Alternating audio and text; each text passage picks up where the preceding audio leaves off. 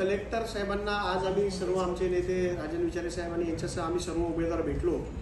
परंतु कलेक्टर साहेबांकडनं कुठलंही समाधानकारक उत्तर आम्हाला सगळ्यांना मिळालेलं नाही। आम्हाला जे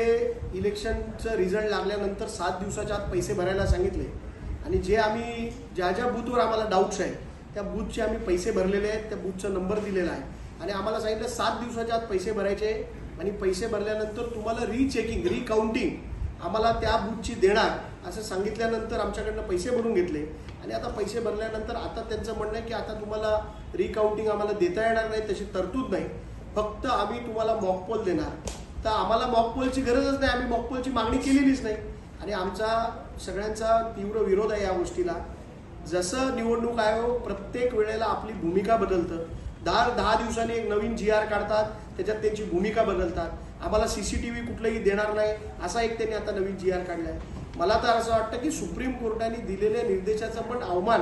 निवडणूक आयोग करत आहे आणि याचा आमचा तीव्र विरोध आहे। आपण केलेली बघा कसं असतं, एक माणूस एकदा खोटं बोलला की ते खोटं लपवण्यासाठी 1000 खोटं बोलावं लागतं, तसंच निवडणूक आयोगाचं चाललेलं आहे। एक खोटं त्यांनी जे काम केलं ते लपवण्यासाठी त्यांना अनेक खोटं बोलावं लागतंय आणि आम्ही सर्व मिळून या विषयावरती कोर्टात जाण्याचा निर्णय घेतलेला आहे आणि या मॉकपोलला आमचा सगळ्यांचा विरोध असणार आहे आणि तो मॉकपोल आम्ही होऊ देणार नाही असं आम्ही ठरवलेलं आहे।